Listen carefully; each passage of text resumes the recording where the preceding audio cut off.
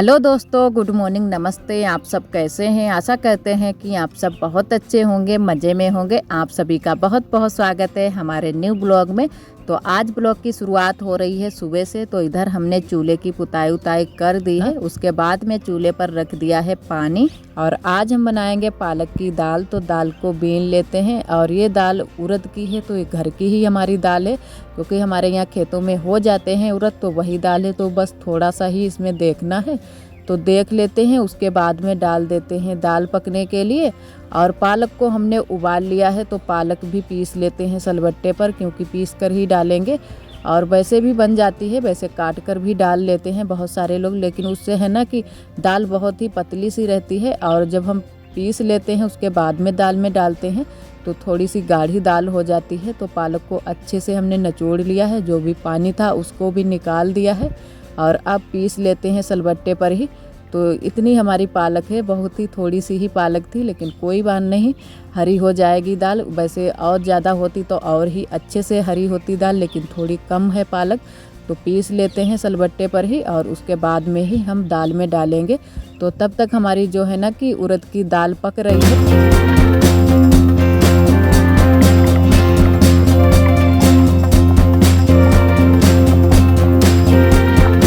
और सारी पालक को हमने पीस लिया है, तो अब डालते हैं दाल में। और कलर कितने अच्छे से आया है पालक का, बिल्कुल हरा हरा सा। और इसी तरीके से हम बथुआ की भी दाल बनाते हैं, उबाल कर इसको अच्छे से पीस लेते हैं। तो है ना कि थोड़ी सी गाढ़ी दाल हो जाती है और दिखने में भी थोड़ी अच्छी लगती है।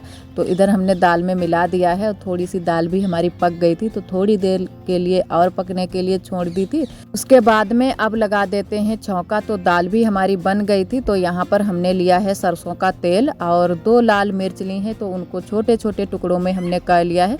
तो पहले अच्छे से भून लेते हैं, उसके बाद में हम मिर्च से ही छौंका लगाएंगे। और दाल भी हमारी बहुत ही अच्छे से बनी है, कलर भी बहुत ही अच्छा आया है। तो अब लगा देते हैं दाल में छौंका। उसके बाद में सेकेंगे रोटियां। और आटा भी हमने तैयार करके रख लिया है, बस रोटियां सेकनी ही बाकी रह गई हैं। और चावल है ना कि गैस पर ही बन जाते हैं, तो यहाँ पर बस रोटियां ही सेकनी बाकी रह गई हैं। और 2-3 रोटियां हमने सेक भी ली हैं, क्योंकि थालियां लगाने लगे हैं, सबको भूख भी लग गई है।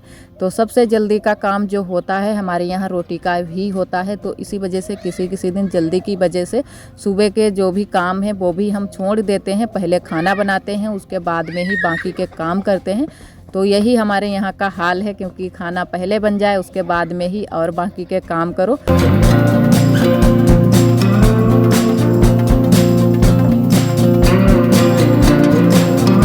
और इधर हम आए हुए हैं बगिया को कपड़े धुलने के लिए। तो आज सुबह से ही धूप बहुत ही अच्छे से निकली है, तो हमने कहा चलो आज बिस्तर को भी धुल देते हैं। तो जो हमने पतला वाला बिस्तर बनाया था, तो हमने कहा चलो आज इसको धुल देते हैं, काफ़ी गंदा लग रहा था। और ये कवर है दसनिया का और ये कवर है तकिया का। तो इतने ही कपड़े हम लेकर आ गए थे। हमने कहा चलो इनको पहले धुल देते हैं और जो भी बाकी के कपड़े हैं वो हम बाद में धुलेंगे। तो इनको धुल देते हैं, क्योंकि दसनिया है ना कि अभी से धुलकर डाल देंगे तो जल्दी से ही सूख जाएगी। और जो और बाकी के कपड़े हैं वो तो बहुत जल्दी से ही सूख जाएंगे। और अभी तक जो है ना कि 2-3 दिन तक लगातार बारिश होती रही, तो कपड़े वपड़े भी अच्छे से नहीं सूख पाए थे। तो अब वो भी हम कपड़े फैला कर आए हैं, तब तक वो वाले कपड़े सूख जाएंगे, उसके बाद में ही और बाकी के कपड़े हम धुलेंगे। तो इधर पहले हम दसनिया को धुलकर डाल देते हैं। और आज हमारे पास निरमा नहीं था, बस साबुन ही था, तो हमने कहा चलो साबुन से ही इसको धुल देते हैं। और काफ़ी गंदी दसनिया निकली थी, क्योंकि कई महीने हो चुके हैं इसको बनाए हुए, तब से हमने नहीं धुल पाई है। तो आज हमको मौका मिल गया, हमने कहा चलो इसको भी धुल देते हैं। और अब तो वैसे भी धूप अच्छे से रोज़ ही निकलेगी। किसी दिन हो जाता है कि मौसम थोड़ा सा ख़राब हो जाता है, तो बारिश वारिश हो जाती है।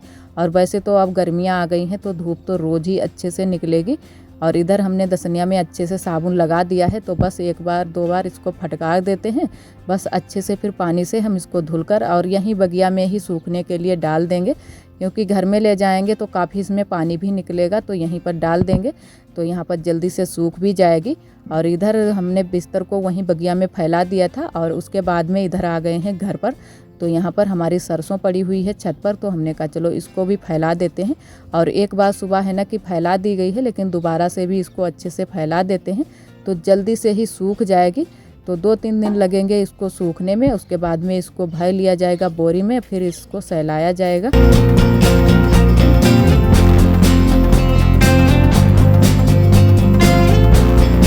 आज तो इतनी तेज़ धूप निकली है कि आज लग रहा था कि गर्मियाँ शुरू हो गई हैं। और वैसे तो धूप ही नहीं निकलती है, कभी तो बारिश होने लगती है तो कभी बादल छाए रहते हैं, तो ठंडी ही रहती है। और आज बहुत तेज़ धूप निकली थी और फिर लगाने लगे हैं गर्म पानी से साड़ी में प्रेस। तो ये वाली जो साड़ी है ना कि बहुत जल्दी से ही इसमें सिमटे पड़ जाते हैं, और जब भी सिमटे पड़ते हैं तो पीछे की साइड में ही पड़ते हैं। तो हमने कहा चलो गर्म पानी से ही लगा देते हैं, तो अच्छे से हमारी साड़ी में चमक भी आ जाएगी और एकदम से साड़ी भी हमारी सीधी हो जाएगी।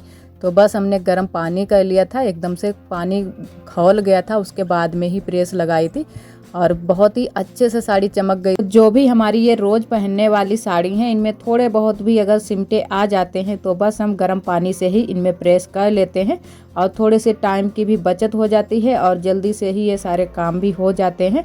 और गर्म पानी से है ना कि साड़ी में थोड़ी सी चमक भी आ जाती है, क्योंकि जो भी अगर मैल मिट्टी लगी होती है वो भी अच्छे से धुल जाती है। गर्म पानी में कोई भी अगर कपड़ा भिगो तो जो भी मैल मिट्टी लगी होती है वो सारी मैल मिट्टी छूट जाती है। और इधर उसके बाद में हम कपड़े फैलाने के लिए आ गए थे, तो जो भी हमने कपड़े धुले हैं तो वो सारे कपड़े फैला देते हैं। और धूप तो आज बहुत ही अच्छे से निकली है, लेकिन आगे का नहीं पता है, बादल भी आ सकते हैं, क्योंकि इन दिनों में है ना कि पता ही नहीं चलता है कि कितने टाइम बादल आ जाते हैं और कितने टाइम मौसम खुल जाता है। तो आज तो मौसम खुल गया है, लेकिन कई दिनों के बाद आज मौसम ऐसा है कि बहुत ही अच्छे से धूप निकली है। तो सारे कपड़े हमने फैला दिए हैं और जल्दी से ही सूख जाएंगे सारे कपड़े। और अब हम आए हुए हैं बगिया को, तो ये कपड़े लेने के लिए। और भैंस को चारा भी डालना था, तो भैंस को चारा भी डाल दिया। ये भैंस हमारी खा रही है चारा। और आज भी सभी लोग गए हैं खेत पर, तो आज भी हम ही को देखनी है, भैंस भी देखनी है। तो अभी तो चारा खा रही है, चारा खा लेगी, उसके बाद में ही इसको घर ले चलेंगे। और अभी यहाँ की हमारी सरसों लगी हुई है, तो बारिश हो गई थी तो इसी वजह से ये वाली अभी गीली थी, तो पहले सूख जाए उसके बाद में ये वाली भी जोरी जाएगी।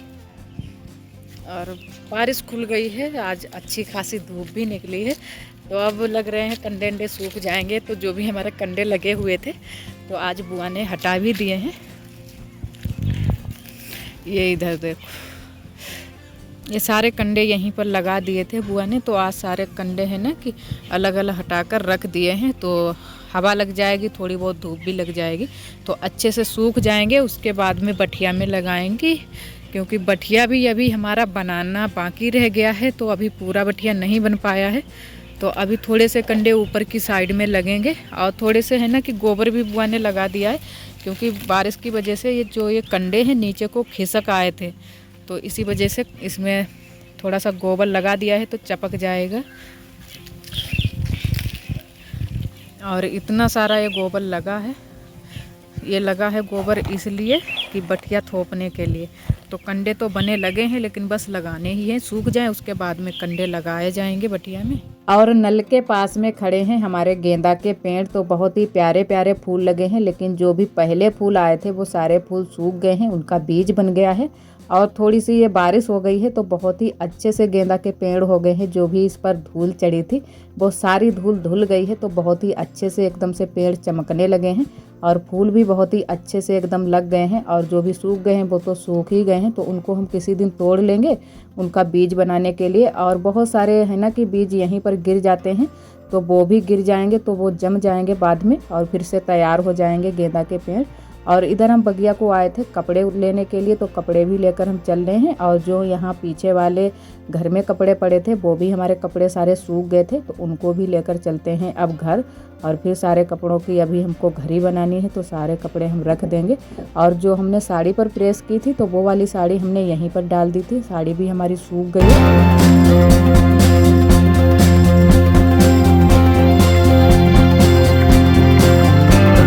और इसको तुरिया को भी अब इकट्ठा कर देते हैं। सुबह इसको धूप में फैलाया था तो थोड़ी बहुत सूख गई है, थोड़ी बहुत नहीं भी सूखी है, लेकिन अब इसको इकट्ठा कर देते हैं और यहाँ पर फिर झाड़ू वाड़ू लगा देते हैं।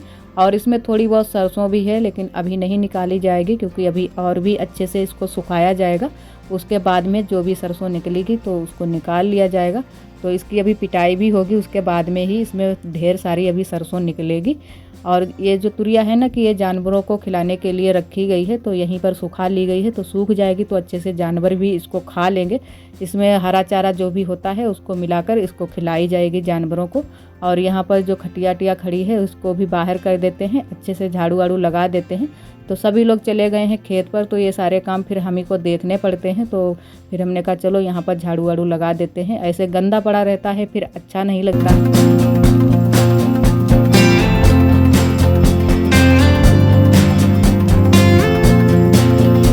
और आप सभी दोस्तों को तहे दिल से बहुत बहुत धन्यवाद। आप सभी बहुत ही प्यारे प्यारे कमेंट करते हो, हमें बहुत ही अच्छा लगता है। और जो दोस्त हमारे नहीं भी कमेंट करते हैं, हमारे ब्लॉग पर आते हैं, हमारे ब्लॉग को पसंद करते हैं, उनको भी बहुत बहुत धन्यवाद। और बहुत दोस्त हमारे मुस्लिम भी हमारे चैनल से जुड़े हुए हैं, हमारे ब्लॉग को पसंद करते हैं। तो आप सभी को नवरात्र और रमज़ान की ढेर सारी शुभकामनाएँ।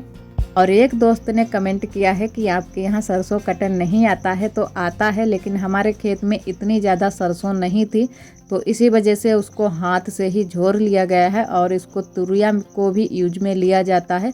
तो जो तुरिया निकलती है उसके छप्पर और टटिया भी बनाई जाती हैं, तो फिर कटर से नहीं कटवाई जाती है। और कटर से कटवाने से है ना कि उसका भूसा बन जाता है, तो वो कम यूज में आता है। तो इसी वजह से बस हाथ से ही सभी लोग झोर लेते हैं। और हमारी कई दीदियों ने कमेंट किया है कि आप खटिया को उल्टा डालती हो, जो खटिया की अदवाइन होती है उसको बाहर की तरफ किया जाता है।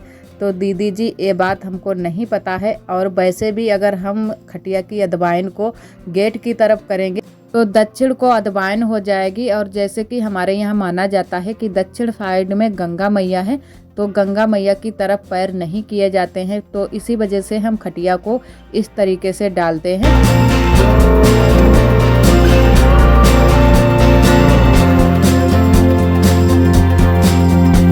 और इधर सारे कपड़े भी हमने घरी करके रख लिए हैं। और जो हमने तकिया का खोल धुला था तो उसी से ये सारे कपड़े हमने निकाले थे। तो इसमें सभी कपड़े आरोही के थे, तो वही हम आज देख रहे थे। तो बहुत ही छोटे छोटे से कपड़े थे और बहुत ही अच्छे लग रहे थे। तो आरोही जब 15 दिन की 1 मंथ की थी तो यही सारे कपड़े हम पहनाते थे। तो वही सारे छोटे छोटे कपड़े इसी तकिया में धरे थे। तो बहुत सारे कपड़े इनके हैं, सारे कपड़े हमने बहुत ही संभाल कर ही रखे हैं। जैसे कि जो पहले के बूढ़े बाढ़े बुजुर्ग लोग हैं बताते हैं कि जो पहला बच्चा होता है उसके कपड़े जो होते हैं बहुत ही संभाल कर ही रखे जाते हैं। तो फिर इसी वजह से हमने जो तकिया 1-2 बनाई हैं उन्हीं में सारे कपड़े आरोही के रख दिए हैं, तो वो सुरक्षित जगह पर रखे रहेंगे। और जो हमने आज बिस्तर धुला था तो इसको भी बिछा देते हैं। और आज का ब्लॉग दोस्तों बस यहीं तक। आज का ब्लॉग हमारा कैसा लगा कमेंट में ज़रूर बताना। कल फिर मिलेंगे एक न्यू ब्लॉग के साथ में, तब तक के लिए आप सभी दोस्तों को नमस्ते।